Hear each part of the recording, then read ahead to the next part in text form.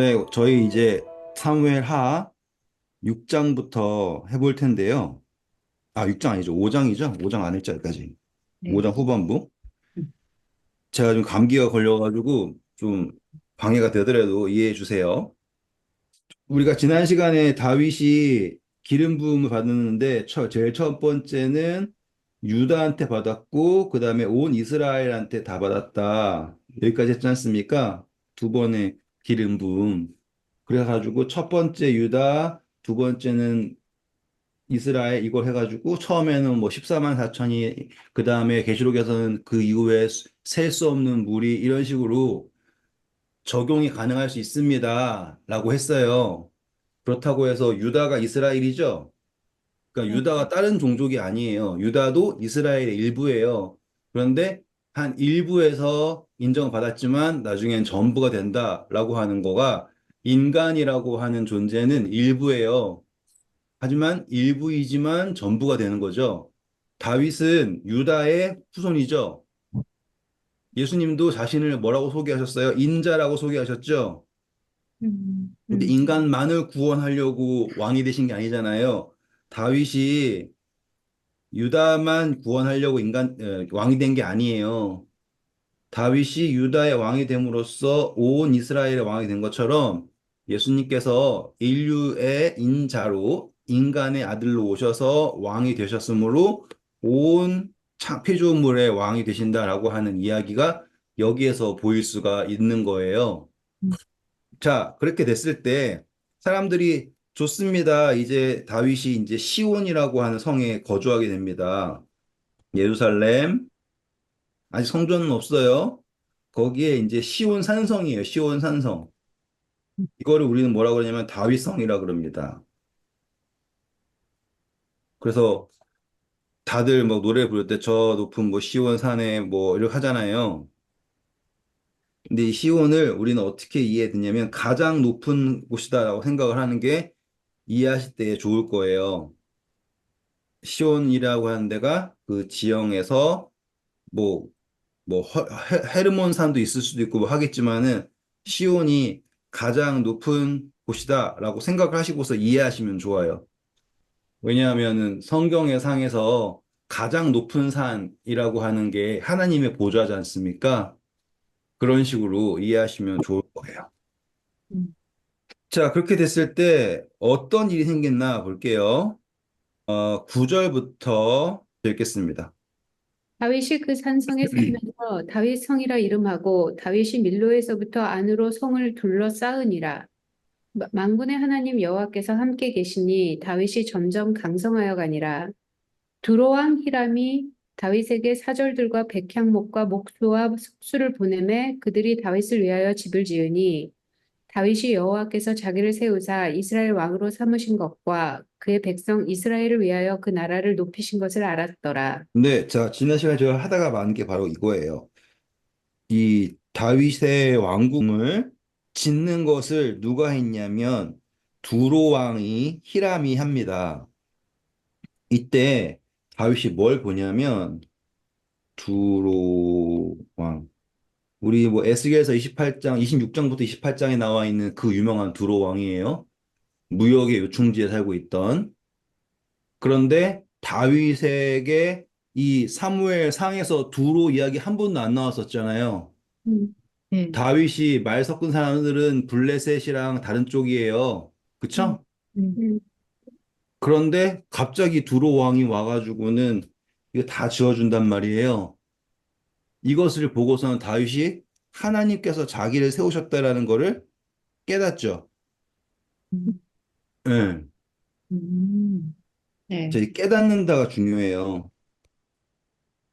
깨닫게 함. 글자 다 보이죠? 깨닫게 함. 네. 왜냐? 다윗이 자기의 손으로 이걸 지었잖아요. 그러면 자기가 했다라고 하는 거 노력이지 않습니까? 음. 근데 기름 부음 받자마자 두로왕 히람이 와가지고는 막 하는 거예요. 음. 그걸 바라봤을 때 다윗이 깨닫게 된다예요. 이거를 이제 예수님을 다윗 놓고 적용을 하면 지금 두로왕은 세상이거든요. 지금 이 세상이 하고 있는 모든 게 어떻게 보일지는 모르지만은 결국에 이 세상이 예수 그리스도의 왕국을 세우고 있는 것과 같은 거예요. 인간의 그 눈으로 보면 뭐 지금 중동에서 전쟁이 일어나고 뭐 사람들이 이상한 올림픽도 보면 이상하고 뭐 다 엉망진창이잖아요, 세상이. 그런데 그것이 오히려 우리에게 하는 예수 그리스도의 복음이 더욱더 돋보이게 하는 상황이 되는 거 보실 수 있죠? 네.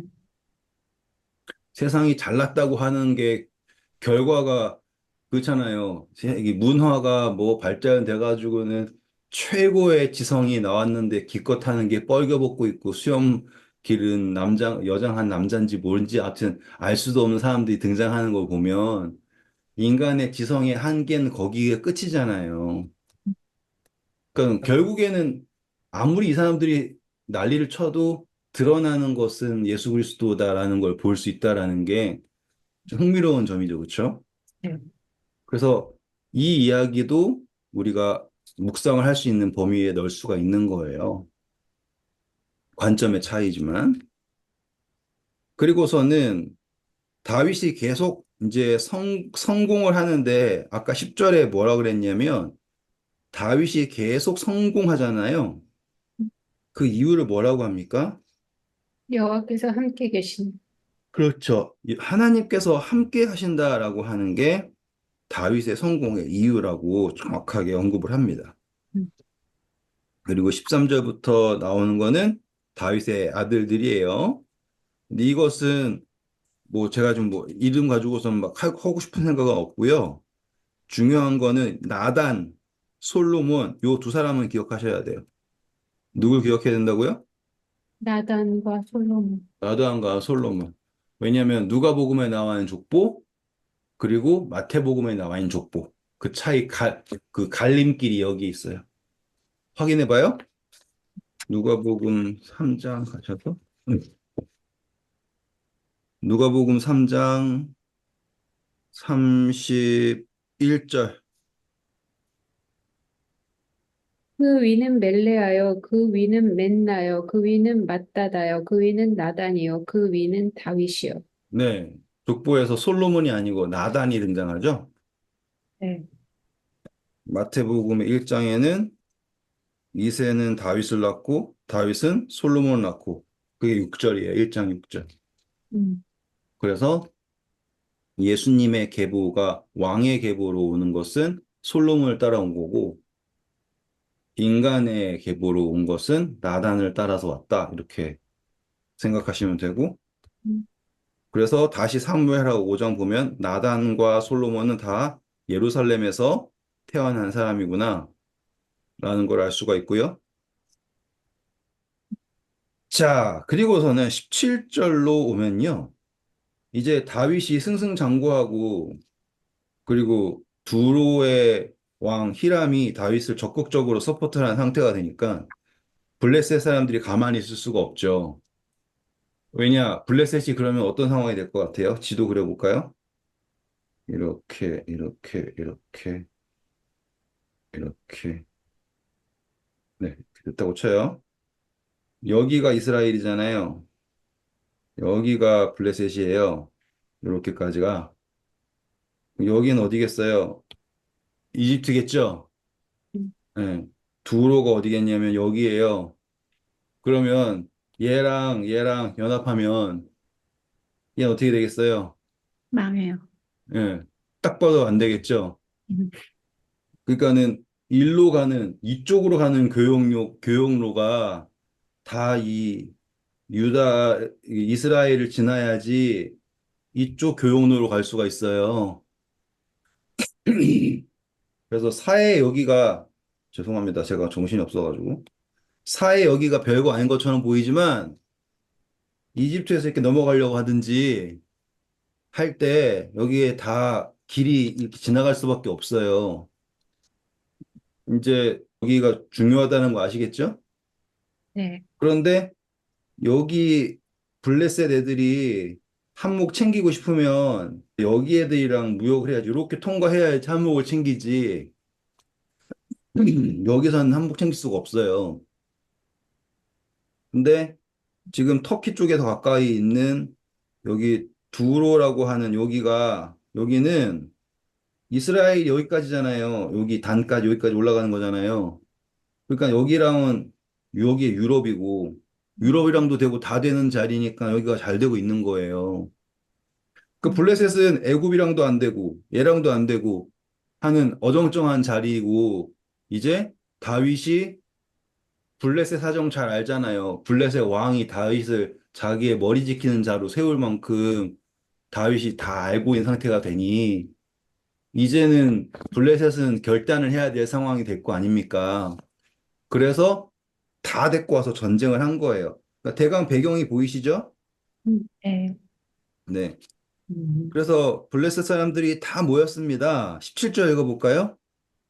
이스라엘이 다윗에게 기름을 부어 이스라엘 왕으로 삼았다 함을 블레셋 사람들이 듣고 블레셋 사람들이 다윗을 찾으러 다 올라오매 다윗이 듣고 요새로 나가니라.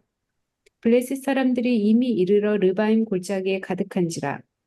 다윗이 여호와께 여쭈어 가로되 내가 블레셋 사람에게로 올라가리이까 여호와께서 그들을 내 손에 넘기시겠나이까 하니 여호와께서 다윗에게 말씀하시되 올라가라 내가 반드시 블레셋 사람을 내 손에 넘기리라 하신지라. 네. 자, 이제 블레셋은 마지막으로, 그러니까는 최후의 발악을 하는 거예요. 음. 다윗을 잡기 위해서. 그래서 다윗이 있는 그곳을 완전히 둘러쌉니다. 르바임 골짜기까지 와서. 그때 다윗이 이제 하나님께 묻잖아요. 그러면은 하나님이 안 된다고 하실 것 같지 않죠? 네. 예, 당연히 된다고 하겠죠. 근데 이제 하나님을 빼고 다윗의 입장만 생각해 볼게요. 일단 적용부터 할게요. 나중에 삼림 하면은 새 예루살렘이 오죠, 이렇게. 네. 그때 둘러싸잖아요, 이렇게. 음. 아시죠? 계시록 끝에서? 그런 예. 느낌 생각하시면 돼요. 음. 이건 그냥 느낌만 아시는 거고. 돌아와서 다윗 입장에서 다윗은 이제 기름 부은 왕이 되었어요. 왕이 되었으면은 왕이 되었다라고 했을 때 사울도 왕 되고 나서 전쟁하고서 증명하죠. 왕 되었음을 확정하는 전쟁이 바로 이 전쟁이에요. 그전에는 다 이기는 전쟁이었지만 음. 이 전쟁은 왕 되었음을 확정하는 전쟁이에요. 근데 이 전쟁이 어떻게 되냐면 다윗이 쳐들어간 게 아니라 걔네들이 왔어요. 그리고서는 이 이름을 20절 보면은 뭐라고 했다 그래요? 브라심 네, 이 뜻이 뭐라고 나와요? 여호와께서 물을 흩음같이 내 앞에서 내 대적을 흩으셨다. 그렇죠. 그러니까는 지금 골짜기에 다 굴러가지고 자리를 꽉 차고 있는데 하나님께서 툭 터트리는 것처럼 얘들을 싹 없애졌다. 그러니 이제 이 이름이 바알 브라심이 된 거예요. 그리고서는 그때 사람들이 어떤 일이 하냐. 21절 보세요. 거기서 블레셋 사람들이 그들의 우상을 버렸으므로 다윗과 그 부하들이 치우니라. 네, 그 우상을 치우는 이야기였네요. 그러니까 전쟁도 이기는데 승리 더하기 우상을 없앤다라고 하는 거를 볼 수가 있어요. 근데 이 승리만으로 되면은 좋겠지만 아직까지 더 필요한 게 있었나 봐요. 그게 그 다음 전쟁이에요. 읽어볼까요? 블레셋 사람들이 다시 올라와서 르바임 골짜기에 가득한지라. 2차 전쟁이죠, 그쵸? 다윗이 여호와께 여쭈니 이르시되 올라가지 말고 그들 뒤로 돌아서 뽕나무 숲을 맞은편에서 그들을 기습하되 뽕나무 꼭대기에서 걸음 걷는 소리가 들리거든 곧 공격하라. 그때 여호와가 너보다 앞서 나가서 블레셋 군대를 치리라 하신지라. 이에 다윗이 여호와의 명령대로 행하여 블레셋 사람을 쳐서 게바에서 게셀까지 이르니라. 음. 자, 여기서는 두 번째 이야기는 뭐냐면, 첫 번째 승리는요, 하나님께서 붙여주셔서 한 승리예요. 근데 두 번째 승리는 전략이 있어요, 전략. 하나님 입장에서 그냥 가서 싸워. 그냥 이길 거야. 이러면 되지 않습니까? 근데 매복하라 그러죠. 음. 이거는 하나님 입장에서는 되게 불필요한 거 아닙니까? 네. 그리고 쓸데없는 거가 또 더 뭐 있어요? 뽕나무 위에서 소리가 난대요. 이거는 다윗을 위한 걸까요? 다윗을 위한 걸까요? 다윗과 함께한 사람을 위한 걸까? 이거예요, 이제. 함께한 사람. 예. 그래서 왕됨을 하나님께서 함께 하심. 마치 기드온이 양털 적게 해주세요. 양털 마르게 해주세요. 그런 것과 비슷하다라고 생각하시면 돼요. 음. 왜냐, 첫 번째 전쟁은 그냥 이긴 거예요. 무상 없애고 잘했어요. 근데 두 번째 전쟁은 하나님께서 말씀하시는 전략을 따라야지 승리하는 거예요. 그럼 하나님께서 말씀하시는 전략을 누가 듣고 있냐예요. 다윗이 듣고 있죠. 그쵸? 그러니까 다윗의 말을 들어야 돼, 안 들어야 돼요. 이런 식으로 가시면 되는 거예요. 어차피 이길 게 아니다. 하나님께서 다윗을 통해 말씀하시고 그 말씀을 쫓아서 이긴다라고 하는 거고. 옛날에는 전 어떻게까지 묵상을 했냐면 뽕나무가 나오니까 성경에서 뽕나무 나오면 삭개오가 나오고 막 이런 식으로 연결해가지고는 삭개오가 뽕나무 위에서 소리 냈나 뭐 이런 식으로까지 가봤어요. 뭐 할 수도 있어요. 할 수는 있는데 그렇게까지 갈 필요가 없을 것 같고. 대강 이해하셨죠? 그러니까는 다윗이 왕이 됐을 때 하나님께서 전쟁이 일어나게 하신 것은 뭐 정치적 상황 때문에 그럴 수도 있겠지만 다윗의 왕위를 확고히 하시기 위해서 허락하신 전쟁이다라고 볼 수가 있습니다. 적용을 하면 이 세상에 일어나고 있는 난리와 난리의 소문들은 결국 예수 그리스도의 왕 되심을 확고히 하는 일이 될 수 있습니다. 이런 일이 일어나는 거는 블레셋 사람들이 자발적으로 한 거지만, 사단이 자발적으로 하는 거지만, 악인들이 자발적으로 하는 거지만, 결국에는 예수 그리스도께 영광이 됩니다. 이런 식으로 적용이 가능할 거예요. 자, 6장. 오늘 6장만 해도 엄청나게 재밌습니다. 7장은 할 말이 너무 많기 때문에 못 가고요. 오늘 6장까지만 해도 아주 아주 성공한 거예요. 제가 목이 아프니까 일단 한번 읽어볼까요, 6장? 다윗이 이스라엘에서 뽑은 무리 3만 명을 다시 모으고 다윗이 일어나 자기와 함께 있는 모든 사람과 더불어 바알레 유다로 가서 거기서 하나님의 궤를 메어오려 하니 그 궤는 그룹들 사이에 좌정하신 만군의 여호와의 이름으로 불리는 것이라. 네, 자, 보세요. 다윗이 승리를 했다라는 게 전제예요, 전제. 이제 다윗이 승리했으면 이제 다윗의 왕위가 확고히 됩니다. 이스라엘 온 백성도 다윗을 무시할 수가 없어요. 사울이 그랬던 것처럼. 그랬을 때 다윗이 지금 한 첫 번째 왕이 되고 승리하고 왕권이 강화되고 첫 번째 한 행동이 뭐예요? 법궤를 가지고 오는 거예요. 지금 법궤를 언제부터 법궤가 떨어져 있었냐면 사무엘 때부터 법궤는 지금 뺑뺑뺑이 돌고 있는 거예요. 그 법궤를 지금 다윗이 있는 시온에 데리고 오는 거예요, 지금. 근데 그 지금 법궤가 누구 집에 있어요, 지금? 읽어볼까요? 3절. 그들의 하나님의 궤를 새 수레에 싣고 산에 있는 아비나답의 집에서 나오는데 아비나답의 아들 우사와 아효가 그 새 수레를 모니라. 네. 여기서 우리가 보셔야 될 거는 이미 70년 정도 시간이 지났거든요. 사울도 벌써 40년 왕 했잖아요. 사울도. 사무엘도 있고. 아무튼 되게 오래된 거예요, 지금. 그러면은 이 아비나답이라는 사람이 살아있다기보다는 원래 아비나답의 집에 가 있었잖아요. 네. 그래서 그런 거지 그 사람이 살아있다 이런 건 아닐 거예요. 뭐 살아있을 수도 있겠지만 장수해가지고. 그래서 아비나답이 앞서는 게 아니라 그의 아들인 우사와 아히오가 앞섭니다. 그런데 이 사람들이 수레를 처음 받았을 때 어떻게 받았어요? 기억 안 나세요? 음, 블레셋에서 수레 시켜왔잖아요. 법궤가 새끼 난 암소한테 끌려가지고 아, 예. 예, 새 수레에 실려서 왔잖아요. 금독종이랑 실려왔잖아요. 확인해봐요. 사무엘상 6장에서 수레 나왔죠, 그쵸? 어딨어? 4절에 나온 거네요. 맞아요? 수레가 안 보여, 왜? 7절. 7절에 나와요? 네. 네, 6장. 새 수레 만들어서 했잖아요. 그렇죠? 네. 그래서 기럇 여아림 7장에 와가지고는 7장 1절에 주의 괴가 아비나답의 집에 갔죠. 그리고 거기에서 벌써 2절 보면 20년 동안 있었어요. 음, 그리고서는 시간이 더 지난 다음에 사울이 왕 되고 그 다음에 사울이 통치 기간 다 더하고 다윗이 한 거 더하고 이런 식으로 하면 거의 한 70년 동안 지금 법궤가 방치돼 있었단 말이죠. 그래서 다윗이 승리하자 이제 법궤를 가지고 온다라고 하는 이야기예요. 오늘의 이야기가.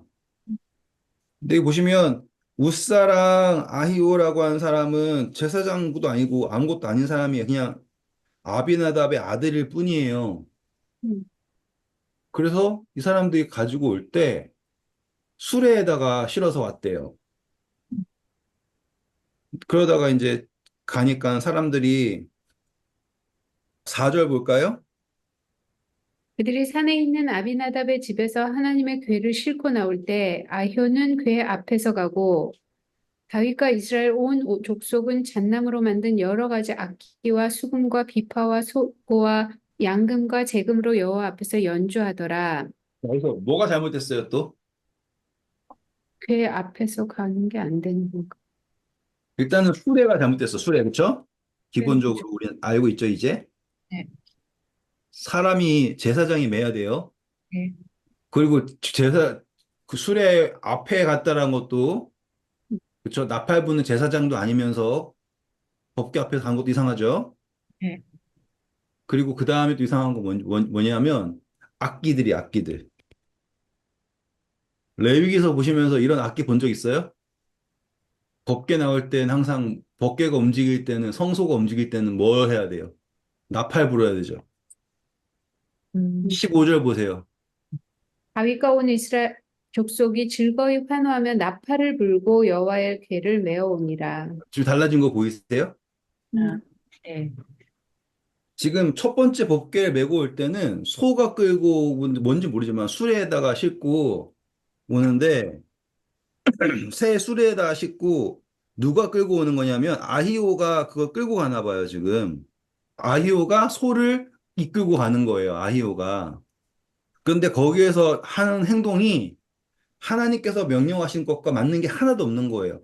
다들 좋아는 하는데 막 별의별 악기 꺼내가지고는 막 자기들끼리 노는 그런 느낌인 거예요. 근데 그때 다윗이 어떻게 했었냐면 왕권이 섰다 생각하니까 그걸 확정짓기 위해서 3만 명이라고 하는 사람들을 모은 거예요. 마치 법궤가 가면서 자기가 대관식 받는 느낌으로. 그때 다윗은 어떤 옷을 입고 있었을까요? 상상되세요, 이제? 법궤가 시온을 갈 때 법궤가 높여지는 게 아니라 다윗이 높여지는 상황인 거예요, 지금. 사람들 잔뜩 끌고 오고 쇼를 만들고 다윗은 지금 왕의 옷을 입고 그것을 통하여서 자기의 왕권을 받는 그런 느낌. 수단으로서 법궤가 움직이고 있는 거예요. 음. 그렇게 됐을 때 이 나곤의 타작마당에 갑니다. 근데 거기에서 소들이 뛰어가지고는 이제 법궤가 떨어지려고 그러니까는 당연히 누군가가 법궤 뒤에서 있었던 사람이 우싸겠죠, 그쵸? 우싸가 법궤가 떨어지지 않게 손으로 잡았을 거예요. 그때 어떻게 됐어요? 하나님께서 우싸를 죽이죠. 근데 법궤의 이야기를 보면 지금 법궤는 그 집에서 70년 가까이 있었어요. 우싸가 법궤를 한 번도 안 만졌을까요? 음, 그러네. 70년 동안 있는데 법궤를 한 번도 안 만졌나? 그러면은 먼지가 얼마나 쌓였을까요? 지금 저 한 달 갔다 오니까 제 사무실이 뭐건 완전히 거미줄에 뭐 난리도 아니에요. 이 법궤도 기물이기 때문에 관리를 해주지 않으면 의미가 없어요. 우싸가 법궤를 수레에 싣는 것도 우싸랑 아이오가 있을 거예요. 그렇다는 건 지금 법궤를 만졌다라는 게 잘못이 아니라는 뜻이에요. 이제 조건 이해하실 수 있겠죠? 지금 잘못된 거는 우사가 잘못된 게 아니라 우사 빼고 다 잘못됐을 거라는 거예요, 지금. 이걸 이해하셔야 돼요. 여기에서 우사는 법궤 뒤를 쫓아가고 있는 사람이었고 아이야는 앞에 가고 있었고 다윗이랑 사람들은 놀고 있었고 다윗은 법궤를 통해서 자기가 좀 세워지려고 하는 거였고 지금 우사 빼고는 다 이상해요.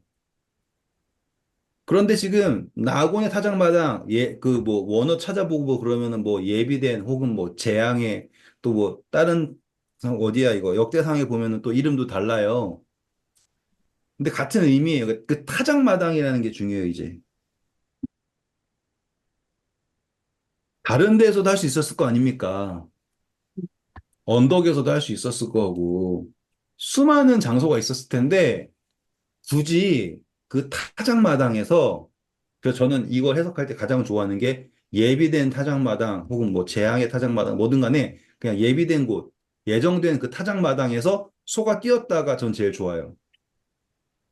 타작마당은 뭐 하는 거예요? 추수돼가지고는 알곡과 가라지를 확실하게 구별되는 곳이 알곡이 되고 가라지는 버려지는 곳이 타작마당이잖아요. 거기에서 소가 뛰어서 법궤가 쓰러지게 된 판이에요, 지금. 음. 그때 무사가 손을 내밀어서 궤를 붙들었어요. 그랬더니 7절 읽어보세요. 여호와 하나님이 웃사가 잘못함으로 말미암아 진노하사 그를 그곳에서 치시니 그가 거기 하나님 궤 곁에서 죽으니라. 네. 지금 이거 얘기하기 보면은 우사가 잘못했네. 그럼 나도 써야 됐네. 법궤가 굴러 떨어졌어야 됐네. 이게 아닌 거예요.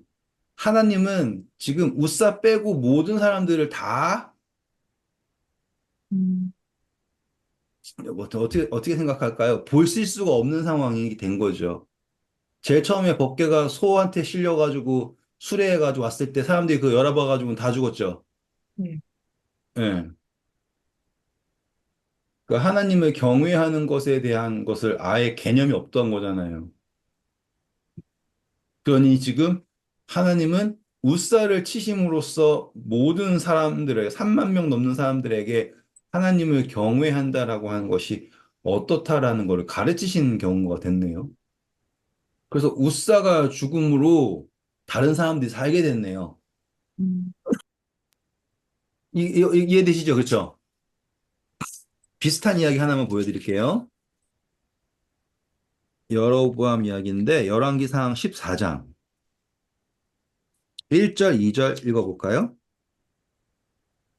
그때 여로보암의 아들 아비야가 병든지라 여로보암이 자기 아내에게 이르되 청하건대 일어나 변장하여 사람들이 그대가 여로보암의 아내임을 알지 못하게 하고 실로로 가라 거기 네. 선지자가 자, 거기 갔어요. 변장하고 갔더니 너가 지금 나한테 왜 왔냐, 숨기고 왔냐 이렇게 얘기했단 말이에요. 그리고서는 너가 돌아가자마자 너 아들 죽을 거다. 그러면서 뭐라고 얘기하냐면 12절부터 13절 보세요. 너는 일어나 내 집으로 가라. 내 발이 성읍이 들어갈 때 그 아이가 죽을지라.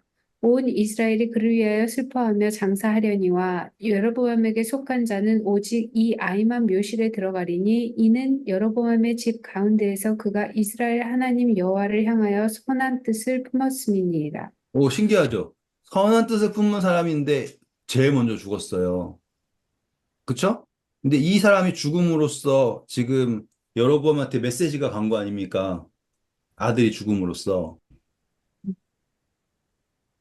그래서 이 아이는 선했기 때문에 죽지만 묘실에 들어갈 거다. 이렇게 하는 이야기로 말씀하셨다는 거 보면 지금 우사가 죽었다라고 하는 거가 우사가 잘못했다라는 것으로만 보기에는 하나님께서 뜻하신 바가 다르다라는 걸 우리가 볼 수가 있어야지 되는 거예요. 그러니 우사가 죽음으로써 거기 있는 사람들이 다 살았다라고 보는 게 맞죠. 왜 그런 거 아시냐? 왜 그런 걸 이제 알 수 있냐면 만약에 우사가 죽었죠. 그러니까 만약에 아니죠. 우사가 죽었잖아요. 음, 그럼 우사가 죽었으면 우사가 잘못한 거지. 법계가 가고 있는 게 잘못된 건 아니죠. 그렇잖아요. 잘못한 건 우사니까 아유 우사가 죽었네. 자 다시 한번 갑시다. 이러면 되잖아요. 시온으로. 음. 근데 우사가 죽은 것을 딱 보고 다윗이 탁 멈춰요. 왜요? 그 우사의 죽음의 의미를 알기 때문에. 하나님이 원하지 않으신다. 이렇게 해가지고 오는 거 원하지 않으신다라는 걸 우사를 통해서 보이셨기 때문에. 왜냐하면 우사는 법궤를 섬기는 사람이었지 않습니까? 근데 그것이 잘못되었다는 걸 만천하게 보여주시고 걔를 딱 죽여버린 거 아니에요. 그러니까 다윗이 그것을 보고 그 의미를 안 거예요. 우사가 잘못했다라는 걸 아는 게 아니라 지금 다윗이 하고 있는 것이 하나님께 연락되지 않고 있다라는 걸 깨닫고 멈춰버리고 다시 아비아 어디야? 아비나답 집으로 보내지 않아요. 그냥 거기에서 근처에 가드라고 하는 가드 사람 오베데돔 집에다가 그냥 보내버려요. 이 가드가 우리가 알고 있는 가드가 아닐 거예요. 왜냐면 그 가드까지 하려면 블레셋까지 가야 되니까. 그건 아닐 거고 아마 나곤 타작마당 근처 어딘가에 있는 어떤 가드 사람 오베데돔의 집에 보냈을 거예요. 그런데 이제 다윗이 느끼기에를 뭐라 그랬냐면 9절부터 볼까요? 다윗이 그 날에 여호와를 두려워하여 이르되 여호와여 괴가 어찌 내게로 오리요 하고 여호와의 괴가 어찌 내게로 오리요 하고 다윗이 여호와의 괴를 옮겨 다윗 성 자기에게로 메어가기를 즐겨하지 아니하고 가드 사람 오벳 에돔의 집으로 메어 간지라. 네. 자, 근데 이 메어 갈 때 하나님께서 우사를 어떻게 죽였나도 보아야 되겠네요. 8절 볼까요? 여호와께서 우사를 치심으로 다윗이 분하여 그것을 베레스 우사라고 부르니 이 이름이 오늘까지 이르니라. 네.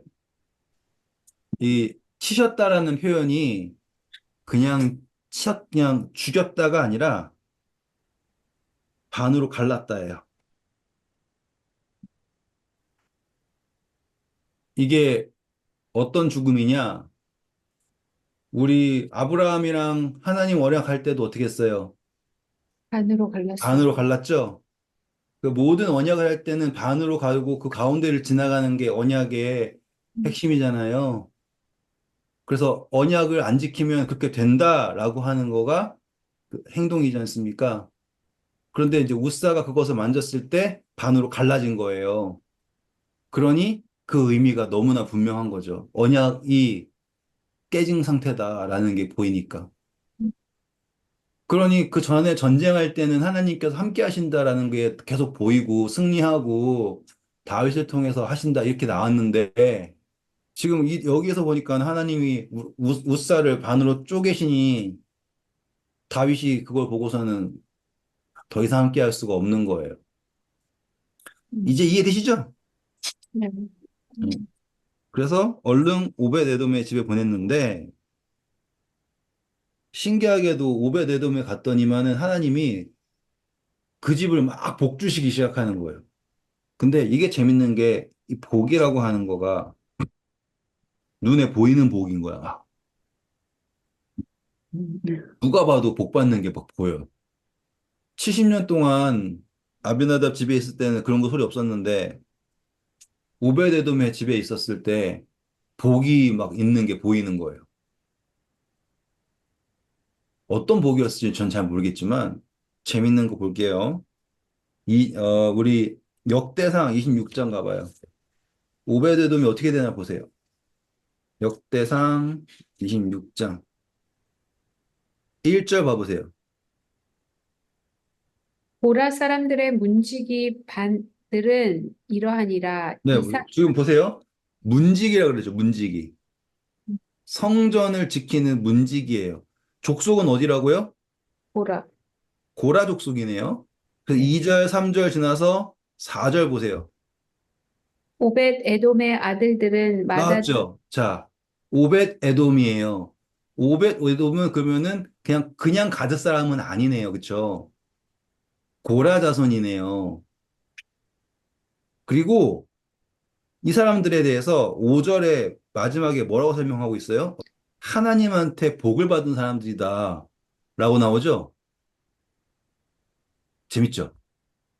그러니까 이제 오베데돔이 법계 가졌더니만 그냥 복 받았다가 아니라 지금 하나님께서 이 레위 사람들에게 주셨던 어떠한 뭐라고 할까요? 율법 주셨지 않습니까? 그것에 따라서 순종한 모습을 보였나 봐요. 오베데돔이. 음. 그랬을 때 복이 있는 거예요. 그러니까는 모세가 준 율법을 지켰을 때 율법에 대한 순종 했을 때 순종을 해가지고는 오베데돔이 그거를 보관하니까 복이 생겼다라고 하는 거를 다윗이 들은 거예요. 그래서 그 다음에는 어떻게 했냐면 하나님이 말씀하신 대로 그 율법에 나온 그대로 순종해서 법궤를 가져가게 되는 거예요. 그러면 이야기가 맞아떨어져요. 그래서 12절부터 읽어볼까요? 어떤 사람이 다윗 왕에게 아뢰어 이르되 여호와께서 하나님의 괴로 말미암아 오베데돔의 집과 그의 모든 소유에 복을 주셨다 한지라. 다윗이 가서 하나님의 괴를 기쁨으로 메고 오베데돔의 집에서 다윗 성으로 올라갈새. 네, 자, 그러니까 그 사이의 이야기가, 법궤 가지고 있으면 복 받네? 그럼 나도 복 받아야지? 가져온 게 아니라, 오베데돔이 하나님의 말씀대로 섬기니 그것이 복이 된다. 그러니까는 내가 하나님께 버림받아서 찢긴 것이 아니라, 하나님의 말씀에 대해서 제대로 알지 못하고, 말씀대로 순종하지 않았기 때문이다라는 걸 알게 되었을 때, 버림받은 게 아니다라는 확신을 가지고 기쁜 마음으로 간 거라고. 근데 이거 가지고서는 덕계 잘 가지고 있으면 그러니까 이런 식으로 하면은 너무나 수박 겉핥기도 안 되는 설명인 거죠, 그거는. 그래서 가져올 때는 이제는 완전히 그러니까 율법에서 말한 대로 합니다. 그때 다윗의 자세가 다른 게 뭐예요? 무슨 옷을 입고 있어요? 14절 보면 다윗이 배 에봇을 입었더라. 그렇죠. 이건 뭐냐면 다 왕의 옷을 다 벗은 상태에서 완전히 평민으로서 선 거예요, 지금. 그전에는 3만 명 모아놓고 왕 대접 받으려고 했는데, 이제는 자신을 완전히 내려놓고, 그리고서는 핵심적인 게 뭐냐면, 6걸음 옮길 때마다 하나님을 위하여서 제사를 드리는 장면이 나와요. 음. 그전에는 나봇의 타작마당까지 제사 하나도 안 드렸죠. 맞아요? 네. 이거 지도로 보시면 엄청나게 먼 거리를 왔어요. 거의 중간 너머까지를 그냥 수레에 끌고 노래 부르면서 무슨 대관식 하는 것 마냥 했단 말이에요. 근데 이제는 자세가 완전히 달라졌어요. 이 오베데돔의 집에서 시온까지 갈 때 6걸음마다 제사를 지낼 정도로 준비를 다 하고 다윗은 왕의 옷을 벗고 정말로 겸손한 모습으로 거기 앞에서 춤을 추는 거예요. 근데 춤을 추는데 그냥 추는 게 아니죠. 힘을 다해서 춤을 춘다 그러죠. 근데 이 춤은 뭘 얘기하냐면 자기가 왕이 되었다 이게 아니라 지금 하나님께서 오신다라고 하는 거에 대한 기쁨을 표한 거란 말이죠. 그때 온 백성이 이제 나팔 소리와 함께 법궤와 이렇게 가는 장면. 이제 확실하게 이해되셨죠? 근데 거기서 다윗이 값을 주고 산 여자가 있죠. 근데 이 값을 주고 산 여자가 법궤를 높이 여겨요. 미갈이 법궤를 높이 여겨요. 왕이라고 하는 지위를 높게 여겨요. 왕. 왕이라고 하는 지위를 높게 여기죠. 그러니까 법궤, 왕, 지위. 그러니까는 하나님이 아니라 인간 사이에 지위를 더 높게 여기는 모습을 볼 수가 있네요. 그럼 우리가 예수 그리스도의 값으로, 그쵸?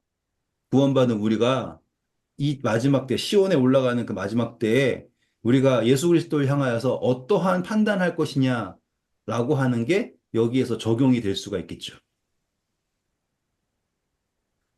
그러니까 다윗은 자기를 낮추셔 죽기까지 복종하셨다. 인간까지 되셨다. 지금 다윗이 왕의 옷을 벗고 속옷을 입었잖아요. 그게 보좌를 내려놓고 내려왔다. 연결되세요? 지금 제가 또 다른 확장을 시켜드리는 거예요. 왕의 옷을 벗고 내려와서 평민의 옷을 입고 목적은 뭐예요? 하나님의 임재를 시온으로 데리고 올라갈 때 음. 거기에 앞장서고 있다. 그럼 예수님께서 이 땅에 오셔서 이렇게 하신다. 라고 하는 것까지 지금 보면은 퍼즐들이 다 맞아떨어져 가죠. 그러니까 성경 이야기가 그냥 된 게 하나도 없는 거예요. 다 이렇게 커다란 그림 내에서 그 장면을 여러 각도에서 조금씩 이렇게 바꿔가면서 보여주고 있는 거예요. 그러니까 이 이야기를 보면 예수님이 보이는 거예요. 여기서 에봇은 제사장 에봇하고는 상관없는 거예요? 네, 상관없어요.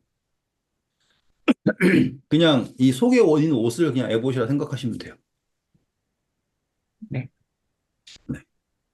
그리고서는 탁 한 다음에 다윗 축복하죠. 그래서 축복하면서 뭘 준다 그래요? 떡, 고기, 포도주. 그럼 말 다 한 거 아닙니까? 예수님.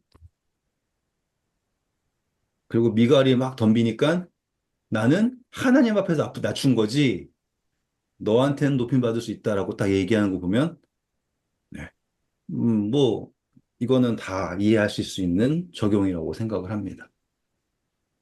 오늘 보람 찼죠? 네. 네. 수고하셨고요. 좋은 밤 되세요.